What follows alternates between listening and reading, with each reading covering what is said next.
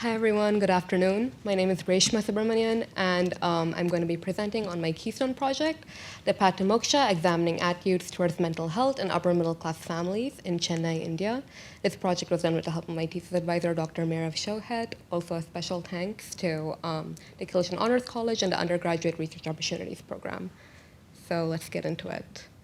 It's almost like you're a machine. There's money being put into you, and because money's being put into you, you must perform.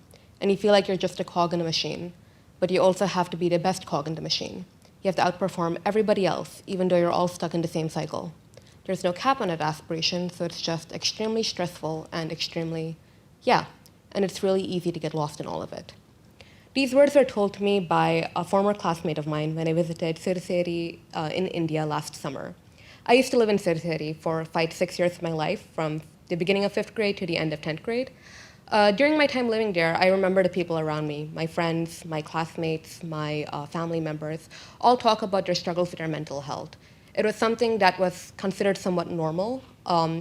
People felt a lot of pressure and stress from school, work, and other avenues, but it was somewhat normalized. But there were moments where it would somehow spiral out of control to become panic attacks, suicide ideation. And even in those moments, people would dismiss their problems or minimize them. Back then, I didn't really have the words to sort of express how I felt about this or what I wanted to do about it. But now I have perspective and a bit of a larger vocabulary, so I want to revisit the topic and look exactly at attitudes and opinions people have towards mental health where I used to live. Okay, so an interesting thing about how I went about this project. I am a biology major, but I went through the anthropology route for this project. This is because of ethnography such as Sarah Pinto's The Daughters of Parvati, which looks at women and madness and how they experience that in India. There's also Jocelyn Lim Chua's Aspirations of a Better Life, which looks at increasing suicide rates in Kerala, South India. So these ethnographies sort of center narrative and center a person's lived experience. And I wanted to go down that route. I wanted to include nuance. I wanted to include people's stories as opposed to just looking at facts and statistics and numbers, which, while informative, don't inform a sort of larger picture. So I decided to go down the anthropological route. I did a literature review of these ethnographies and many more, looking into themes of sacrifice, looking into themes of life within South Asia, how single women live in this area, and things like that. I also went to India and conducted observational fieldwork in Siruseri over the course of 1 month. I conducted semi-structured interviews with 6 younger adults and 4 older adults within the area for a total of around 22 hours of interview data. This was coded for themes and tropes, which were essentially going to be discussed. So there were a number of themes and tropes that came up over the course of my research. For the purposes of this project, we're focusing on just a few of them. We're actually going to be focusing on just productivity, sacrifice, and gender. So the first one we're going to be talking about is the idea of productivity. So a lot of my participants who are describing their times in 11th, 10th, and 12th grades brought up the idea of productivity as they defined what good mental health meant to them. So this could be pretty much linked to the idea that the Indian education system actually is defined by a feeling of intense competition. So students compete with each other in order to get into the desired stream of choice in 10th grade. So they compete to be able to study the subjects they want to study. In 11th and 12th grade, they compete even more in order to get good marks in their board exams and then get good marks in their entrance exams. Once they get into college, the sense of competition shifts a little bit. There are no longer an humongous importance on grades or marks, but people are competing to get into a good master's program or get a good job. It's not about being given a job offer, it's about outcompeting other applicants. So it makes sense in this sort of environment that people would cope essentially by trying to be productive, to feel like they're working towards their end goal. If something's not productive, they feel like they're wasting their time. The next theme which I want to touch in on is the idea of sacrifice. So a lot of my participants brought up the idea of sacrifice when they talked about why they couldn't speak to other people about the struggles they were going through. So this sacrifice was usually from their parents, sacrifices made for their children's success.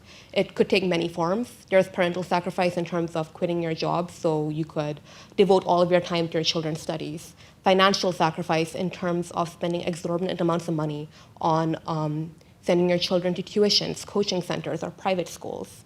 Finally, people invest a lot of time. You could drive your child to and for your coaching center twice a week, and it's a 1-hour drive both ways there and back. And your children would be giving up a bunch of time they spend in their extracurriculars and hobbies and devote themselves entirely to their studies.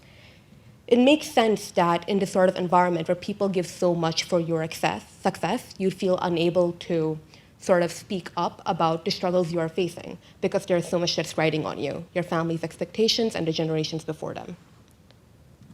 Another reason why sacrifice is so interesting when we look at mental health is also going to be looking at the idea of class. So being middle class is a relatively recent phenomenon within India, and this is because it is achieved by people in the previous 1 or 2 generations. So memories of financial instability still remain for many people.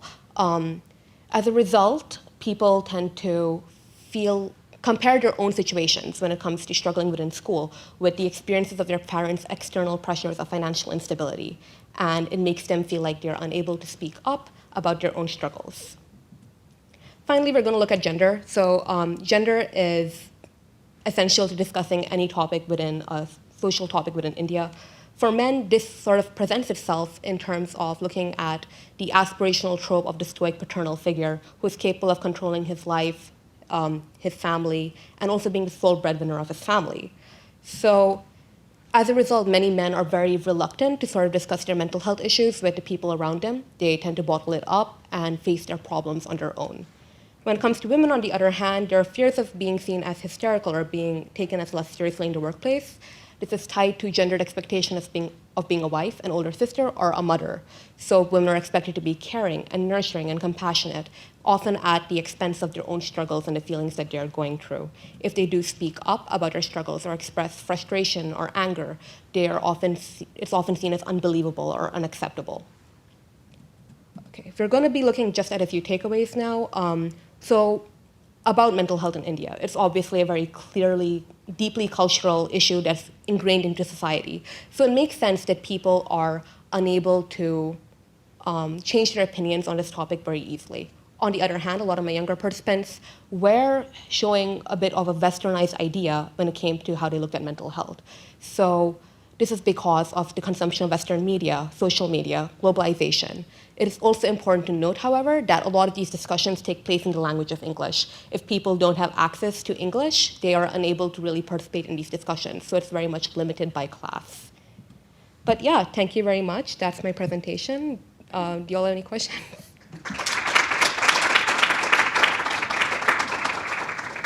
Okay, any questions?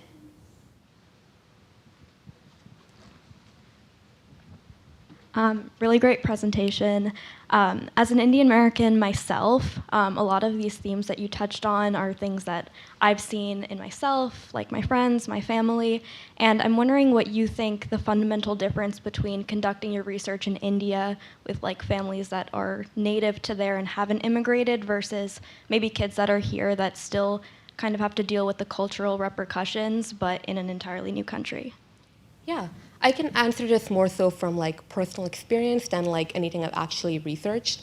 But I will say that once people spend, like if you've immigrated to the US, you're surrounded more so by ideas that belong to the West. You may more so feel yourself struggling against your culture because people your age may have a more westernized view when it comes to mental health.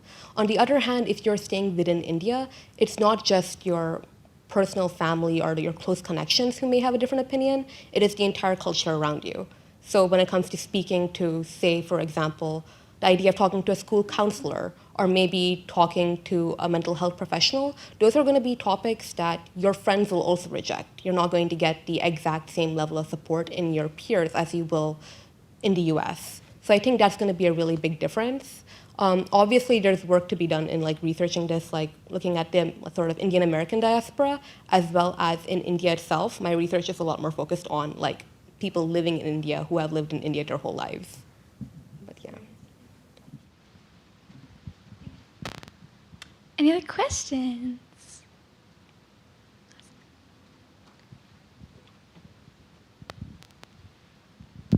Hi, great job on your presentation.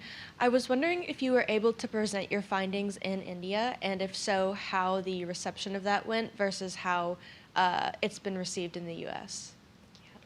I have not had a chance to present my findings in India, unfortunately. I do know like a lot of the people I reached out to for the purposes of my interviews, I did express to them what this project would be used for.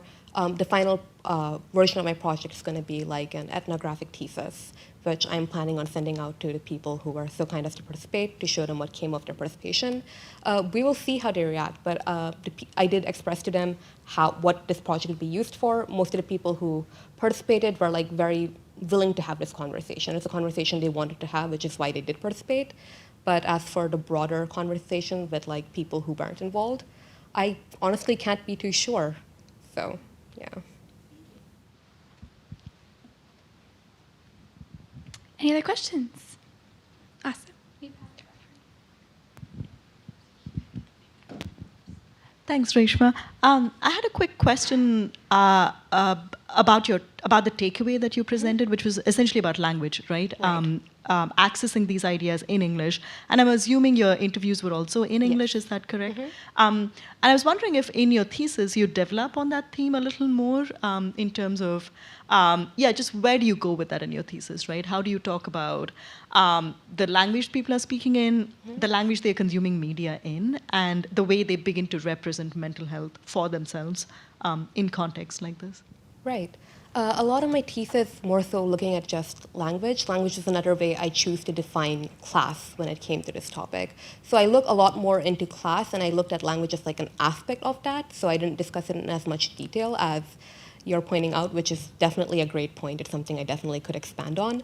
But in terms of class, it is more so in terms of how casteism is prevalent in India, but we are no longer able to just look at someone and see someone's caste. Instead, we can look at someone and see someone's class. So there's become a much bigger importance on like how you present yourself, especially in like upper middle class families who want to present a certain image to the society around them. And that also affects how people discuss mental health, because you want to maintain that good image to the people around you. Thank you. More time? There's like one more question. All right, round of applause.